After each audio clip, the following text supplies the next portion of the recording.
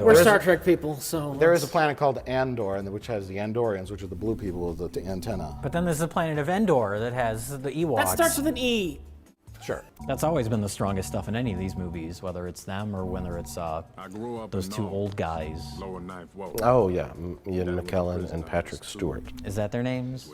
Have they done anything else? They've been in some things. Offhand, I can't recall what. Okay. Some kind of like bigger sci-fi series or series of films. Oh, sci-fi. Patrick Stewart was in Life Force. Yes. I never saw Terminators as like Datas, you know, like Brent Spiner Data. Like, I saw them as just mindless killing robots. But for some reason, he's as smart as Data, and he could build a fucking time machine. Do you remember when Data traveled back to San Francisco in the 1890s and met Mark Twain? Data was also building some sort of device out of technology at the time to communicate to the future. But Data could do that because he's smart. That was in the two-parter episode Time's Arrow. Sing! Jordy, get back! His name's Jordy and he's blind. Can we talk about Jordy? Oh, yeah. Oh, yeah, if we're talking about... Her kid brother in the film is named Jordy. And he pretends to be blind. Which must have really just rubbed salt in Denise Crosby's wounds. Picard, shit. We talk about the Star Trek guy. And the You go ahead. Well, there's multiple Star Trek things, yeah. There's a guy in this film, he plays the police chief. Me and Rich are like, we know that guy. We know that guy. He's from something. He's from something. And he's the episode where Wesley Crusher and 3 other cadets get tried for a crime. They're pilots. They're on a piloting mission in the academy, and they do a dangerous maneuver. That's the episode that has Tom Paris, who isn't really Tom Paris. Although his backstory lines up perfectly with Voyager, so he should have been Tom Paris. He was going to be, but then they would have had to have given the writer of that episode royalties for the Voyager show. But originally, it was going to be. But anyways, yeah, well, we're still talking about stuff. Okay, I'll be there. That same court-martial scene, you'll find Marina Sirtis. And Marina Sirtis plays Counselor Jim.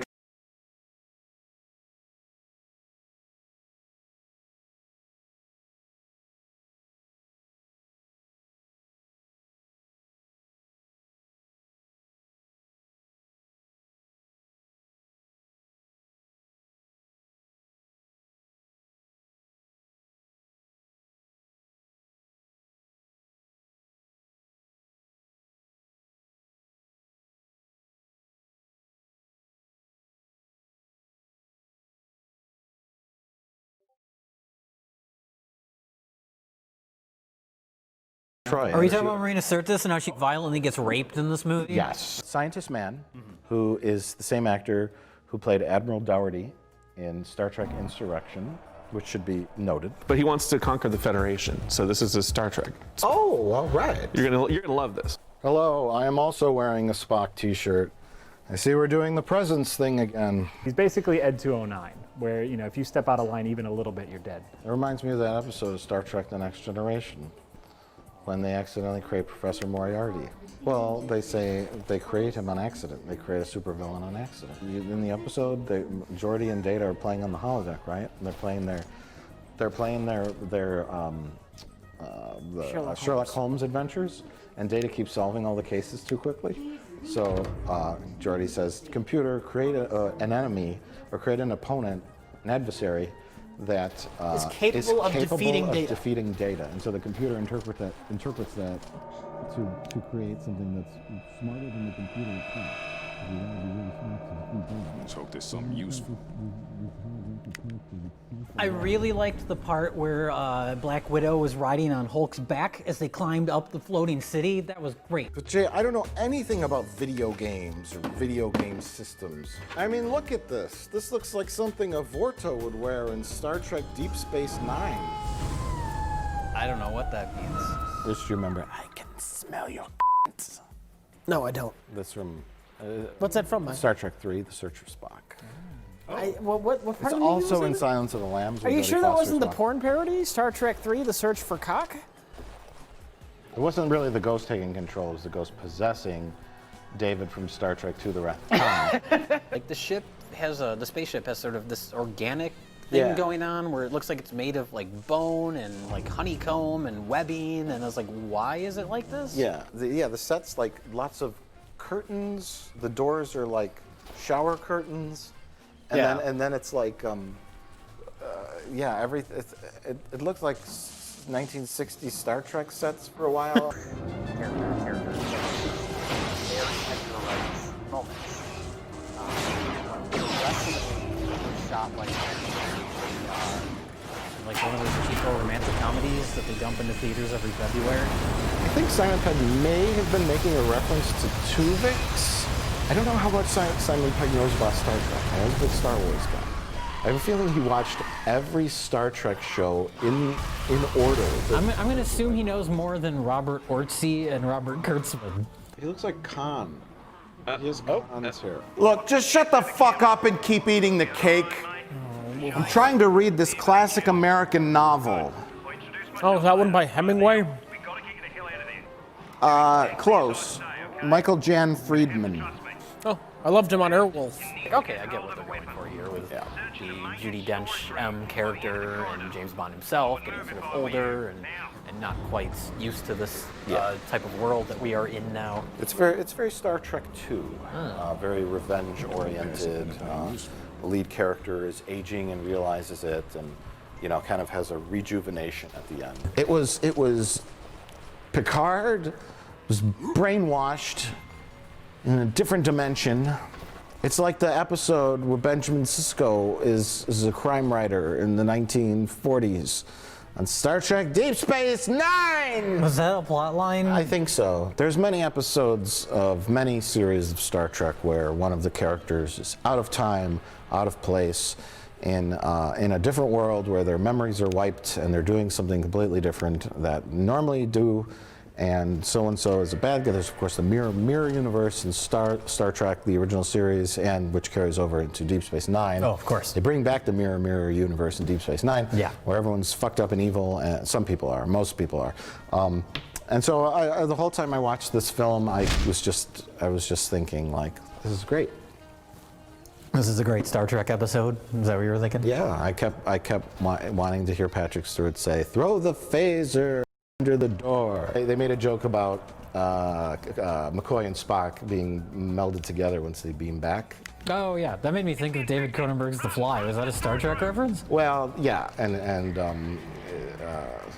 well, Scotty goes, that would be the worst thing that would happen. It was the worst idea ever, or something like that. And there was a Voyager episode where Neelix, the happy-go-lucky Hobbit character, and Tuvok, the emotionless Vulcan, get blended into a new being called Tuvix. Oh my God. And they're like, Tuvix is its own thing, we can't tell it to separate. He's like, I like myself now, I'm Tuvix.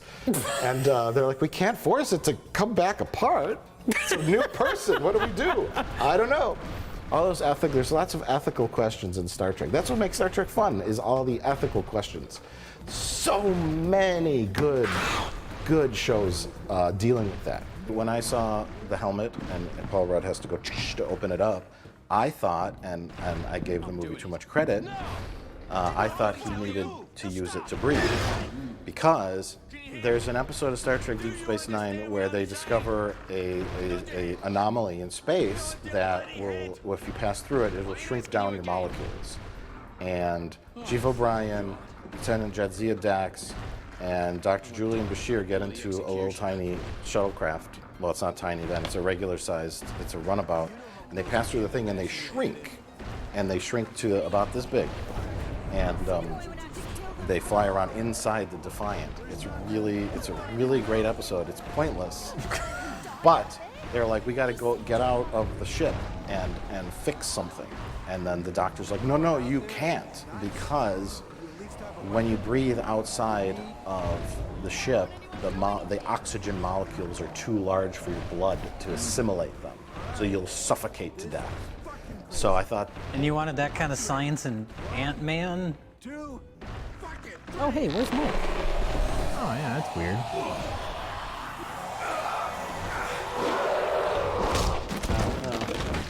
Well, that was clever and inventive and unique. I beamed in because of Star Trek. Yeah, I get it. Yeah. I get it. Yeah. I also brought along Please with it. No, that's awesome choice. And it's from Next Gen. What? What does that mean? Spock has a phaser because of Star Trek. Dork. That's the wrong phaser. Over there. Shit.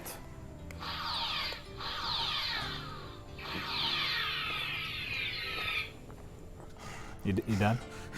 Yeah. That's the last one? Okay then.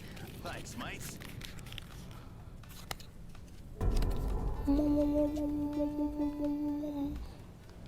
Definitely is breast cancer. He was touch and go with you for a while.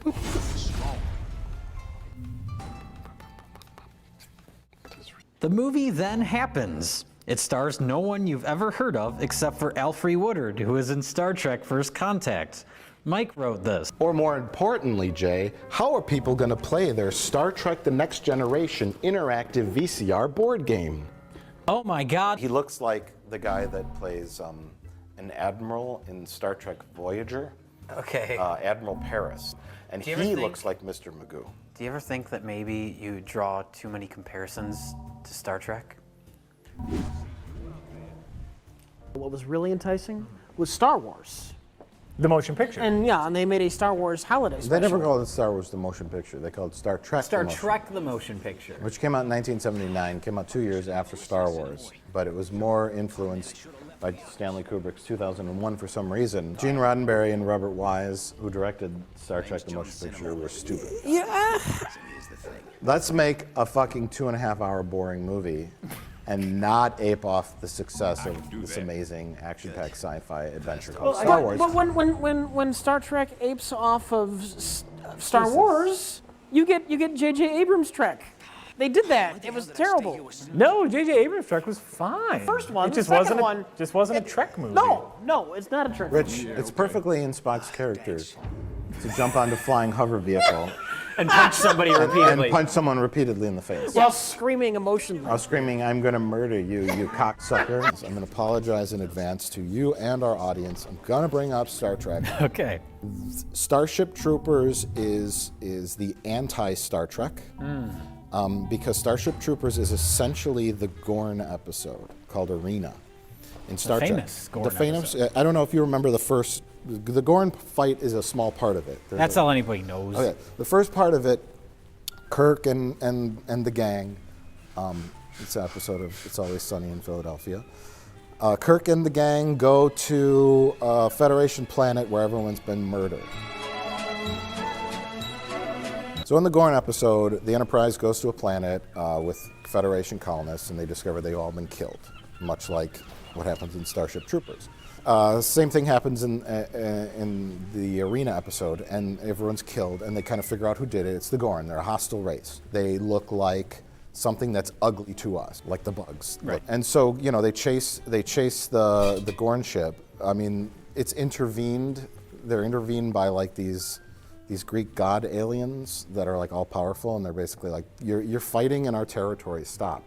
Here's our solution. You and the Gorn, Captain Kirk and the Gorn captain, are going to go down on the planet and fight. Whoever wins, we're going to blow the other ship up. But in the end, I shall be merciful and quick. You were intruding. Let's hope there's something useful. You established an outpost in our space. Kirk realizes that the Gorn was just doing exactly what the bugs did. We set up a colony on the Protecting planet. its territory. Yeah, and so he's like, no, I'm not going to kill him. I won't kill him!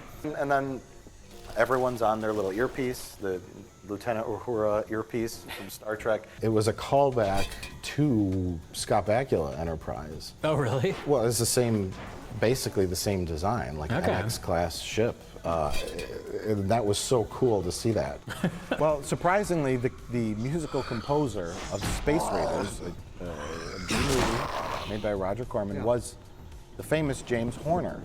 And if you don't know who James Horner is, he composed music for many films, The Star Trek films, But notably. Star Trek 2 and 3.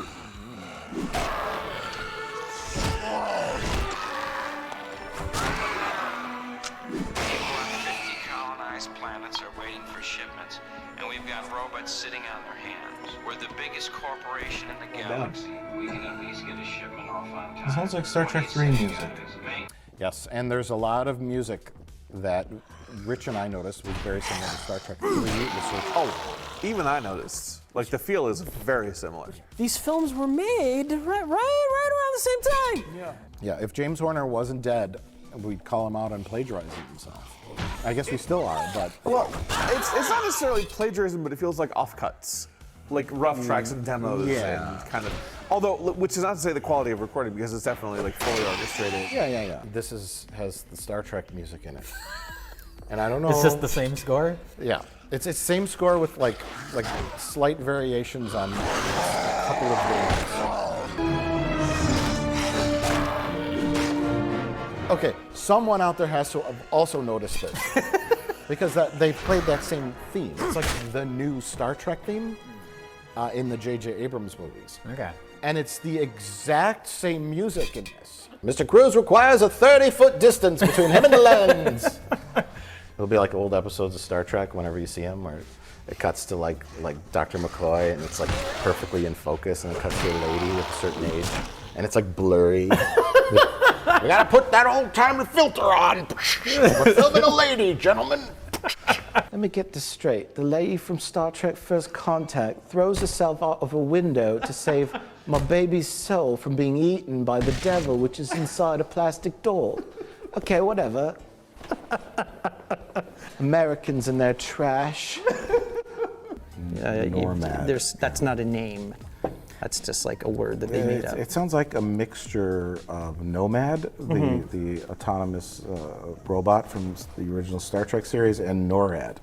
Yep, because that sounds ominous. They did the swarm in Star Trek Voyager, tens of thousands of tiny ships attacking you at once is an interesting concept, and the Voyager didn't do anything with it. I'm glad they brought that back. His skin has been burnt off, and so he's a robot, so he says, I'll meet you there. Wait, stop. Oh my God. Okay, I've seen plenty of episodes of Star Trek or shows like that. You watched that? I have watched Star Trek. This is the first I'm hearing of this. The show that takes place aboard the Star Trek Enterprise with Dr. Spock, where there's these convoluted time travel shows, right? Okay. We got to go back here to stop this and that and that, and then there's all sorts of things in it. Butterfly effect, causality loops, you kill your grandparents. Paradoxes, whatever. But at the core, as long as there is a heart to the story, is there a heart to this story? No. And that's the main problem. Can only pray that they don't dredge them back up. Because that would be like a slap in the face to this movie. This was like the end of Star Trek VI, The Undiscovered Country. The Enterprise sails off into the Done. sunset. Oh no, we're bringing Kirk back. Second Start at the right.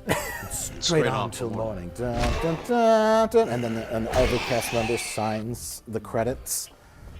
And then they bring them back. Come on out of the graves, everybody. Yeah. Let's ruin everything. This is Roger Howard on a special assignment on the island of Banoi. I'm investigating illegal logging and clear cutting that's not only damaging the ecosystem here, but costing the people of Banoi billions. Let's take a look here. I've been told that my life might be in danger. Is it embarrassing that I know his name is Galron? Yes. As those behind this illegal activity will stop at nothing to protect their criminal enterprise. As a precaution, I will be leaving a trail of recordings wherever I go, so that if something were to happen to me, the truth would still be told. I'm leaving now to meet with an informant who I believe could rip the lid off of this investigation. Computer access. Science lab. Go to the science lab. Ooh, a little tricorder prop. It hinges, but it doesn't bend.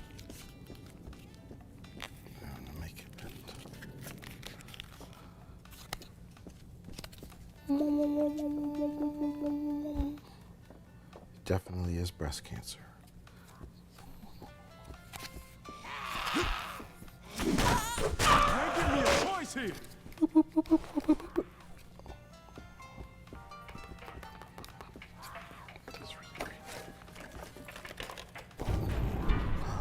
Cleaner and ceremonial day for Spinner. Computer boxes. Klingon symbol. It's like the price is right.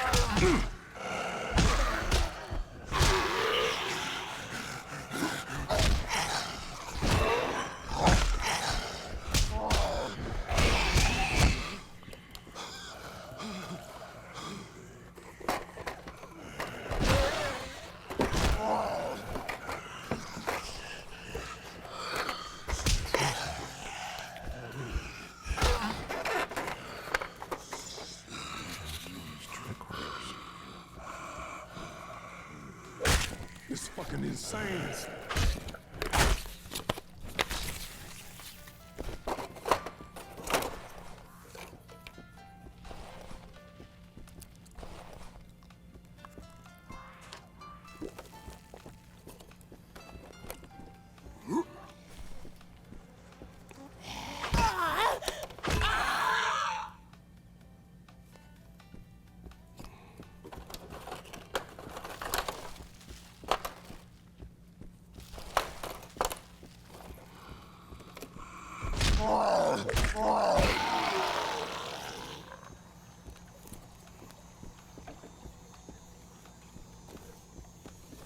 Looking like a motherfucking postcard.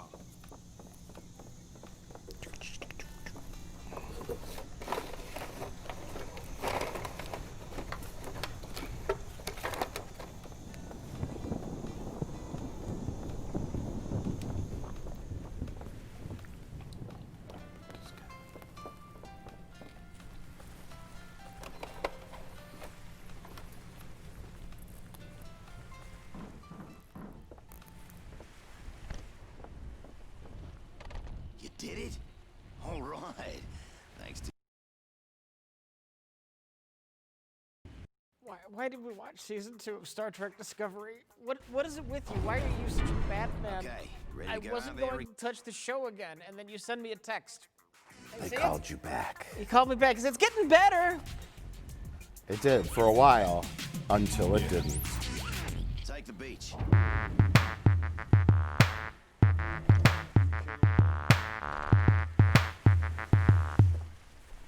And I wanted to get something right out of the way, out of the bat.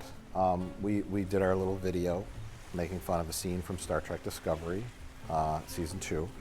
And the point of it was not to parody all the elements of the season, which people were like, yeah, you should do more camera work, you should have this kind of thing. No, we were just making fun of a very specific element, which I wanted to talk about in this review, which was the terrible writing. Yeah, perfect. Now we just have to deal with the problem of the Klingon time crystals being out of phase with our universe's quantum resonance. No problem. I like science. To sever your mother from her space-time requires the energy equivalent of a supernova. The dark matter particles. We may be able to modify a transporter enhancer with dark matter. Yes, to pierce the time stream long enough to lock on Dr. Burnham and beam her into our space-time. I like science. And everybody coming up with these outlandish, nonsensical, we're going to shoot through a black hole, we're going to throw a black hole at a planet, and have a supernova occur and suck in the power of a supernova, and then it's like the writers are patting themselves on the back. They're paying lip service to the concept of science, but they don't care or understand. I'm going to say that Star Trek Discovery is the dumbest written show on television. And that in the Twilight Zone. It'll only take about 5 minutes. Now this is the power of math. This is the power of math, people! Come on! You are correct, Ensign. But I wanted to bring that up because that was the point of our little thing. We just said, oh, one thing led to another. It's like I was going to just read my sample script here, and then I was like, well, why don't we shoot something? You know, Jay and I did something similar for Half in the Bag when we reviewed The Mummy, where there was like a kind of a cliche thing that kept happening in that movie and those kinds of movies, and we shot a little quick recreation. Hey, you know this area is off limits. Talk to the judge. This is my crime scene now. So I was like, okay, I have the script, so why don't we do a recreation? Why don't we build a set? Why don't we get some Star Trek Discovery uniforms? So we weren't trying to parody the entire season or every element of Star Trek Discovery. Very specifically, the stupid dialogue, the stupidly written technobabble, followed by the writers going, science, fuck yeah. Like, it's literally makes my skin crawl. What? I paid attention in science school. Now this is the power of math. Your layman is going to look at this and say, but they had technobabble on TNG. Within each disturbance, it appears that time is moving at a different rate. It's almost as if something has shattered the space-time continuum. Here's the thing.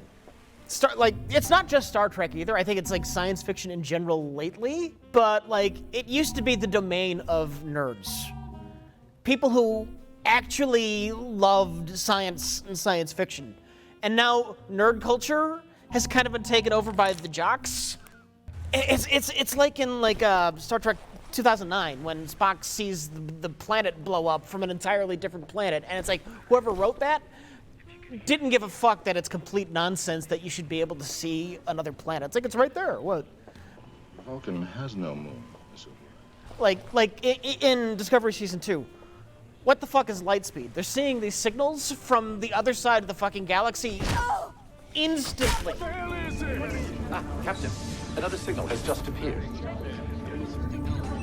Transmission is too faint to determine the exact coordinates. Yes, they ignore light speed. And if you're a nerd, that's a basic fucking fundamental thing of physics. If you want to get around light speed, you need to pull something out of your ass. Subspace. Or warp. In Discovery, so they turn the light on the other side of the galaxy. I can see it. There it is. They just turned it on. Right? Instantaneously. Also, what angers me, and this got started by J.J. Abrams, Kurtzman, Abrams, and co., they warp right into whatever the fuck is going on. 3, 2. Remain in with no time to react. You know what I mean? It's like we're going to this area where there's a battle. Okay, here's a battle. Shoot! Oh my God! Can you stop? A couple of 100,000 kilometers away. You kind of assess the situation and then move in. Do you have to stop on a dime in the middle of the battle? Or debris that's flying in your face. You know what I mean? It's it's more exciting, but it's more stupider. Look, we could talk about thoughtful, interesting science fiction all day, but we have to talk about Star Trek Discovery, which is about a time-traveling AI that wants the magic information from a giant ball so it can destroy all life in the universe. I think the number of people who want science fiction to be dumb explosions in space vastly outnumber the number of people who like classic Star Trek. Why did the J.J. Abrams movies fizzle out, and why did they cancel 4? If you go balls in with big explosions, big concepts, big things, too fast, you burn it out too quickly. Always maintain that, and that's exactly what happened with the J.J. Abrams movies. They just went blowing planets up, just the craziest villain of the week. This thing is gonna, what was Idris Elba's plan in the third one? Do you even remember?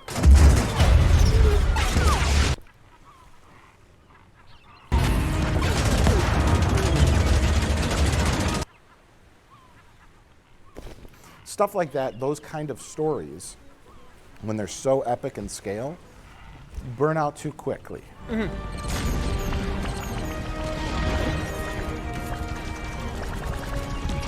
That's Star Trek Discovery in a nutshell. I don't see it going past season 3. I'm surprised it's going past season 2. You don't have that longevity invested in it. It's going to go away. They're going to turn to something else quickly. Do you expect classic Star Trek to ever come back? No. Or once the dumb people go away, do you think the bean counter's just going to say, eh? I don't know. See, for a second, I was like kind of interested in the Picard series because I was not, and I never was, because Alex Kurtzman is in charge. The man who wrote The Amazing Spider-Man 2 is in charge. So they say the new Picard show is not going to be about action and exploding planets. It's I going don't to. believe them. Oh, that's an interesting take on it. If it's not about blowing up planets, then it's going to be about some kind of soap opera melodrama. You are my family. We found ourselves among the stars. I was like, oh, okay. If they take Picard and they kind of do this like small, well-written drama about kind of his end of his life and career and maybe finding purpose and all these kind of themes that you would do with a 97-year-old man, it might be good. I'd be okay with no explosions. You're right. It's either going to go, oh God, the first 2 episodes, nobody likes them. Pull him out into space. He's got to command a battle fleet. The Borg are coming back. Q's back. Bring it all back. Bring it all back. That's happened with Discovery. They said they're going to pull out Spock.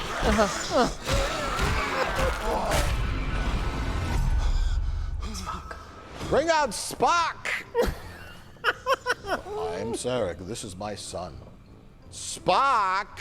How does Spock get along with his adopted sister? They're going to pull out all the cards for Picard. Send him off to the Borg. He wants revenge on the Borg, and he's going to have to fight 50 Borg cubes. Oh, what was our idea where he had spaceship hands? Was he going to have... I don't remember this. Oh, yeah. Spaceship hands? Yeah, spaceship hands.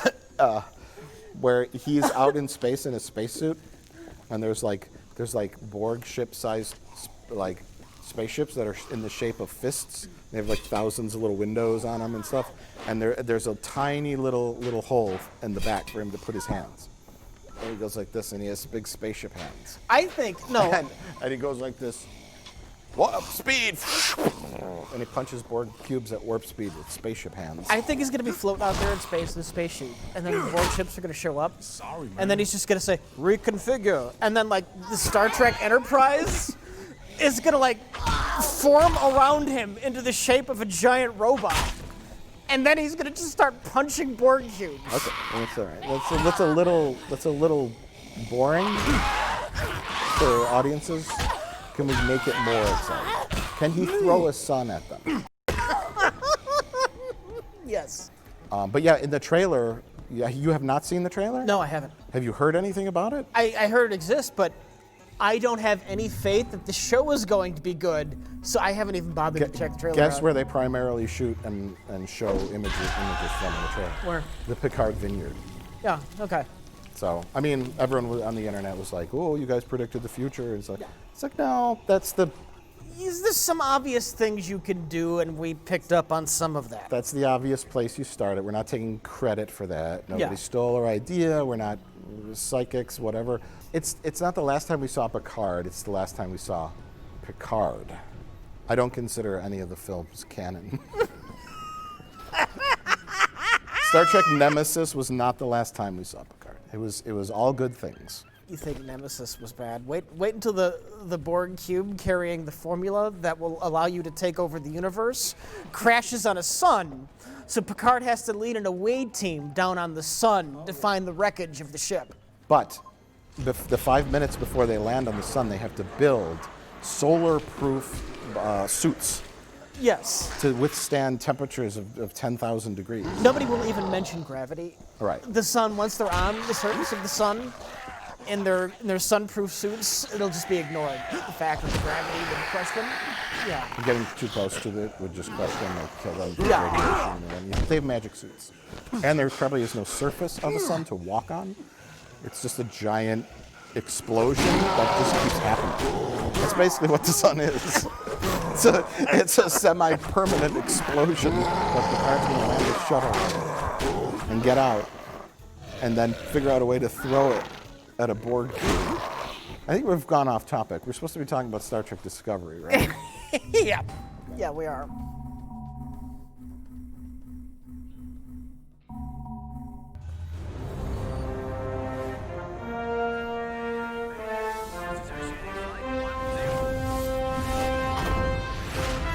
So let's talk about Star Trek Discovery Season 2. Let's do that. Where do you want to start?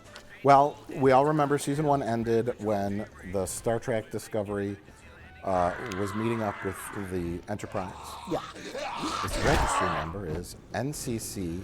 I get it. And Captain Pike is commanding, because this takes place 10 years before the original series.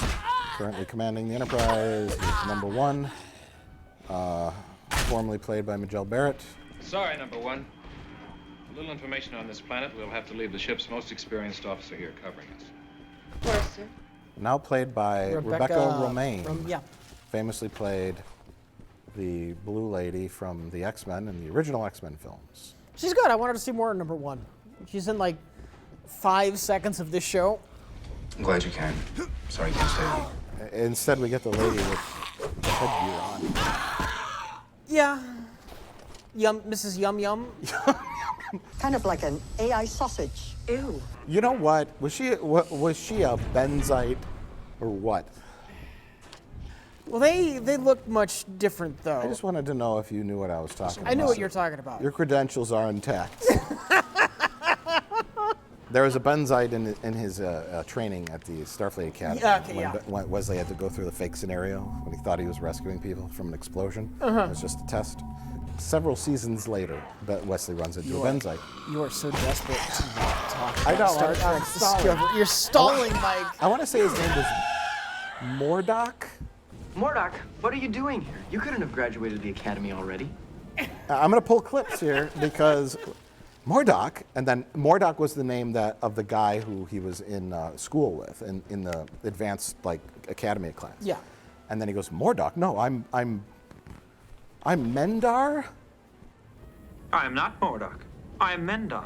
And then he's like, all you people look the same to me.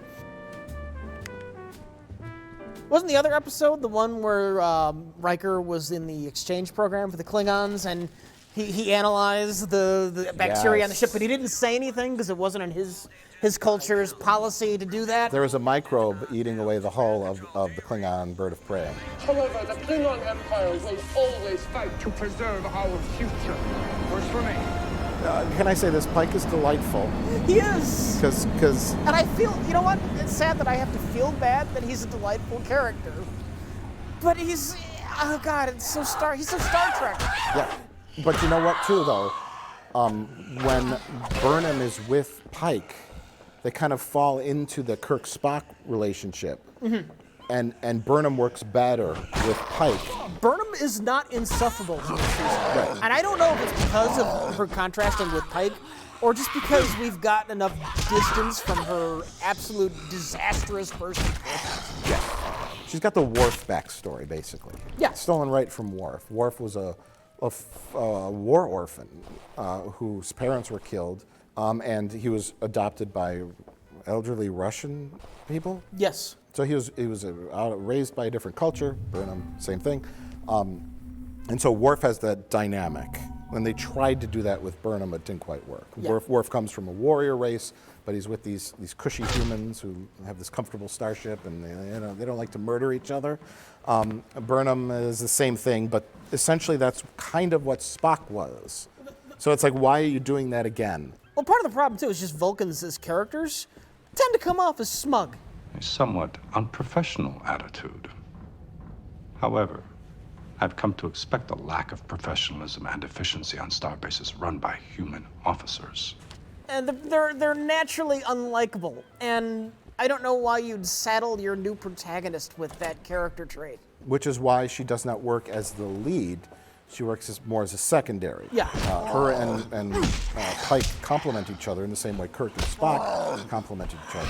And so they had a great dynamic. The three of them did, and that's what made those characters work. So Spock as a protagonist would not have worked. exactly. Yeah. That's why Burnham didn't work as the lead. Yeah.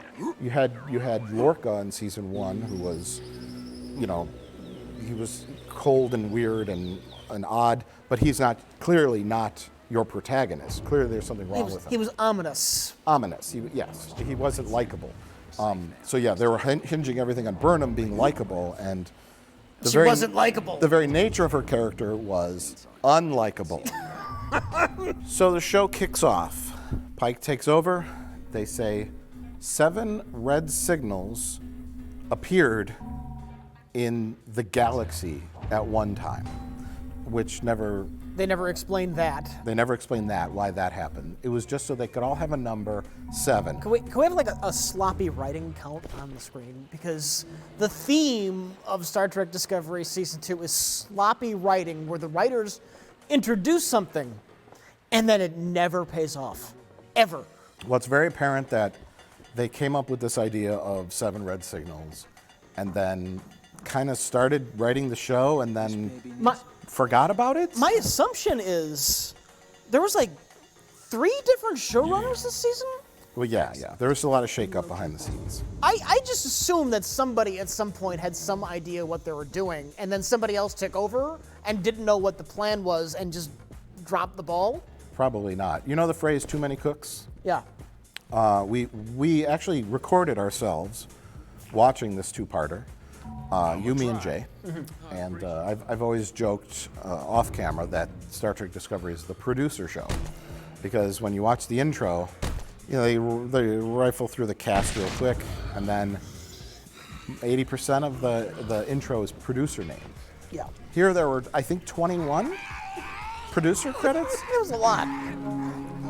Okay, 1, 2, 3, 4, 5,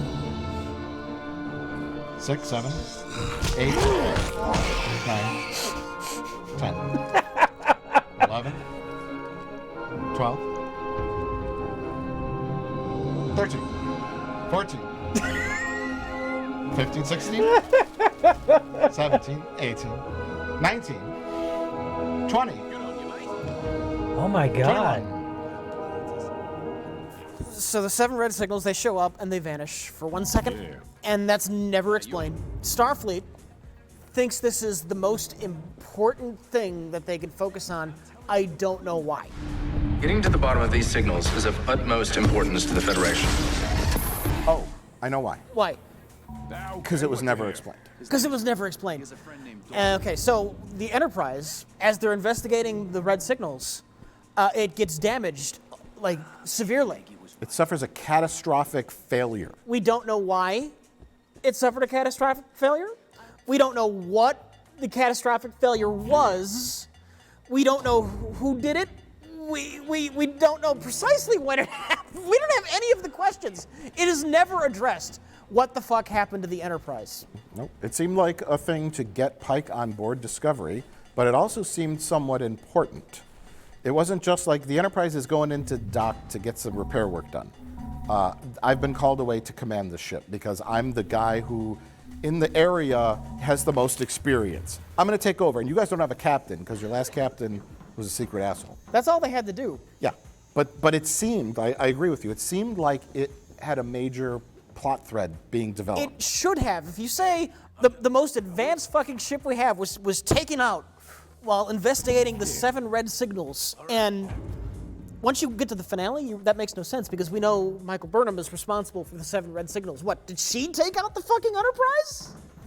Maybe she did in order to get Pike on board, so that Pike could touch the magic time crystal and bring it to the Discovery so that they could build the time suit to repeat the causality loop so that they could escape the battle into the future. Okay. Even though while they're about to enter the vortex of the future, they defeat the primary bad guy and could easily abort the mission. So we are literally 2 minutes into season 2, and nothing makes any fucking sense, and it never will make any sense. They do a full-on, like, Bill and Ted's Excellent Adventure kind of I got to go back in time and place things around in order to make the story work at the end. But what they did was, it was just so like unimaginably bad. Because we'll talk about a handful of episodes early on in the season that felt like Star Trek episodes. Yes. There's the opener, which did not, where the first red signal was the dark matter asteroid, which was like, okay, they find Jet Reno, played by Tig Notaro, on a spaceship, and they bring her on board, and they get a piece of a dark matter asteroid, which does not obey the laws of physics, and they have it. Then that episode ends. The next signal brings them. By the way, that episode ends. We introduced, like, a big part of that first episode was introducing Jet Reno. She doesn't show up again for like 4 more episodes. Right. Like, I was shocked she was still around. Tig Notaro probably liked Star Trek and wanted to be on the show. If you make a big deal out of introducing her, you think she should be in some of the episodes right after that, rather than having her just vanish for half the season. So then there's 4 or 5 episodes. I think we both agree New Eden and the Sounds of Thunder felt very Star Trek-y. Yeah. New Eden was red signal, of course, takes us to this planet. What's on the planet? Zoom in. Oh gosh, there's a church and people farming. And for the most part, like all the original series episodes, when they go down to a planet, and there's like Old West Town. And it's like, yeah, what do we got to film with? Every episode somehow looks like Earth of the 20th century. That's why it felt so throwbacky. It was like, oh, we're going to go down to this planet. There's people farming. There's a church. There's agriculture. It's like, oh, what are you guys doing here? And then, Prime Directive is brought up, that sort of stuff. And it's a classic Prime Directive episode where there's an ethical issue and 2 characters are on either side of what to do about it, and they debate with one another, and then something happens and there's a resolution. Mm-hmm. It's classic. Yeah. Same with the Sound of Thunder, which is the Kaminar episode when they go back to Saru. I wanted to say Cybok. Which that episode is just a perfect example of why the Prime Directive is a thing, because they almost accidentally commit genocide. But they go back to the Saru's planet, and they realize that Saru's race is basically being, I don't know, not enslaved, culled. But yeah, something by a super technologically advanced part of their society. And they go through the history, which is like, hey, this is Star Trek-y. Yeah. Oh God, 10,000 years ago, Saru's race was the dominant one. Oh God, it's been going back and forth for millennia. Okay, all right.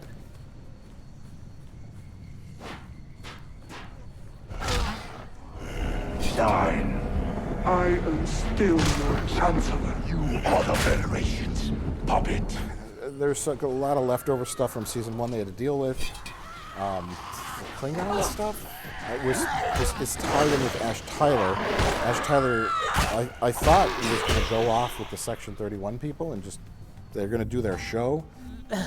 But apparently they all come back in this, but it's like they deal with L'Rell, the Klingon Chancellor, who became the Klingon Chancellor because she had the iPad that controlled the bomb that would blow up the Klingon homeworld. That's how she was the Chancellor. Do you remember this? Yeah. Ash Tyler is her lover, who's on the Klingon homeworld, and then her brother-in-law discovered he had a secret love child with Volk. Volk, the albino Klingon who was merged into Ash Tyler, or I was never clear on this. Can you clear this up for sure? Was Ash Tyler, did he exist before Volk? Were they 2 people merged into one? Or was Volk just transformed and Ash Tyler is a complete fiction? Volk, yes, the latter. Okay. Ash, I think. Volk was put into a hospital and they ripped all of his skin off and they shaved his bones down and they did all sorts of like virtually impossible, even in science fiction, surgeries to make him look like a human. They reduced the Klingon body to human. And then they brainwashed him into thinking he was a human. Yes. Almost like, what is it called when you have a spy that's... Oh God, sleeper agent? Yes, sleeper agent, yeah.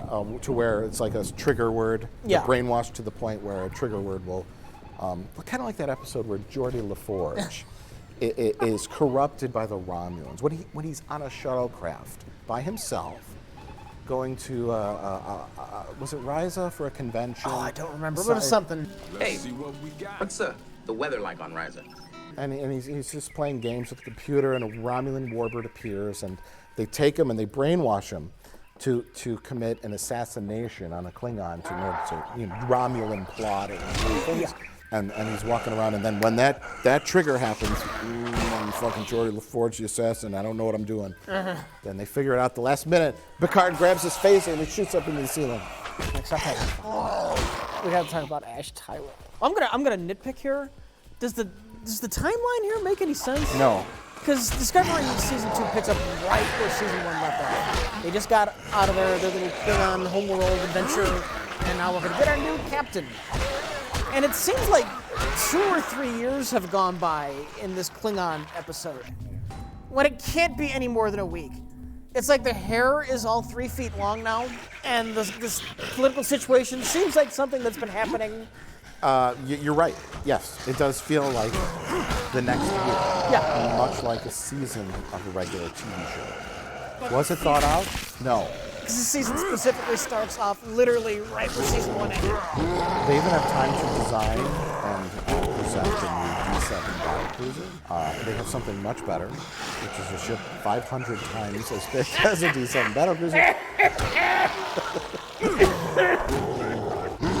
L'Rell is in charge of the Empire with her iPad, a finger on the iPad. You got a dead man's trigger on an iPad that will blow up a bomb inside the Klingon homeworld that the Federation planted.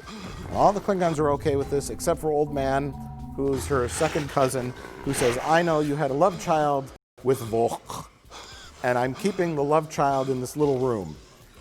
And I'm holding it as a hostage or as ransom, kind of like, you better do what I say or I'm going to kill this baby. I think that's what happened. And then I'm gonna if you don't like step down as the Empress and so then she stands in front of all the Klingons and has a rubber head of Ash Tyler and a baby head and says, "Fuck both of these people. You can call me Mother.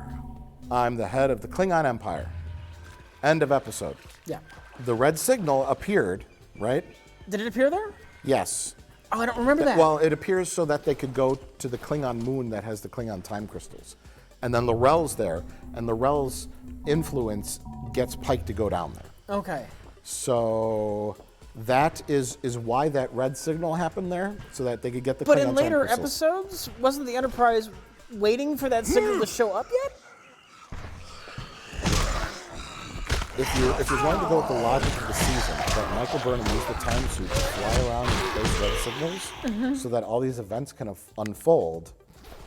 The event is that I guess they could get the time crystals so that she could eventually build her own time travel suit, but also so that L'Rell will somehow know to show up at the final battle with a gigantic Klingon ship, even though no one ever told her to do that.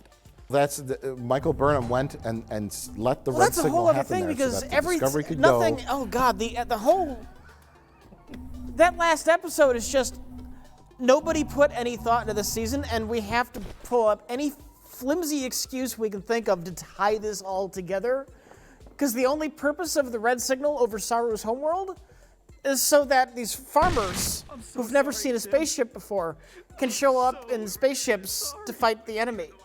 Even though they have 100,000 shuttlecraft somehow. Everything about that battle is stupid, Mike. We haven't even talked about Spock yet. Something in here. It's true. We haven't even gotten to Spock, and you want to talk about the final fucking battle? Well, it's a very, very impossible puzzle to make sense of. And I think that's the point that we're trying to make here.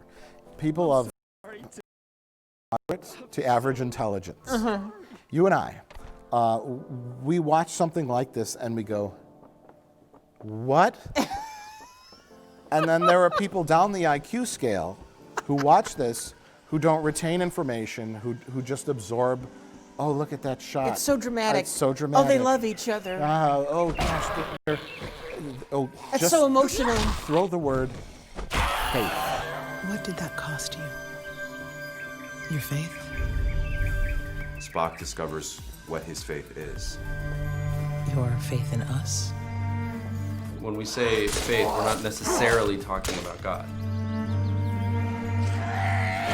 Your faith in yourself. Faith.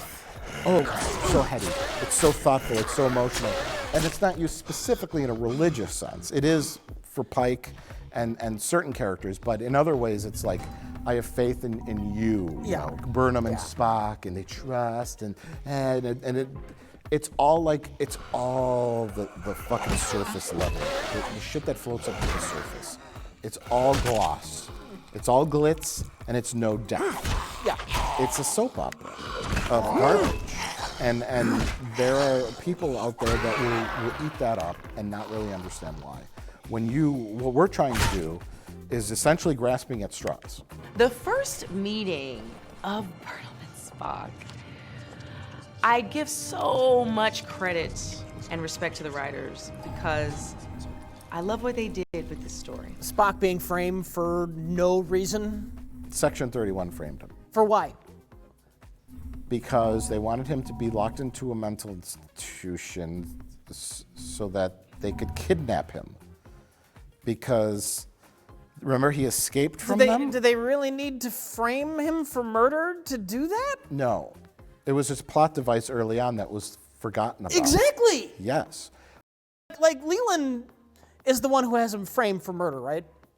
But Leland hasn't been infected by the evil AI from the future yet. So he just randomly decided to do an evil thing to be evil. It was mysterious. Why is Spock in a mental institution? Why is he framed for murder? But if you're going to introduce mystery, it should have a satisfying payoff and not, hey, why don't we just introduce mystery? What are you talking What's about? the solution to the mystery? I don't know. Just introduce a mystery. That'd be fun. They go back to Talos 4, and the Telosians are there, and the lady's there, and all that stuff. They have to physically play clips from the cage.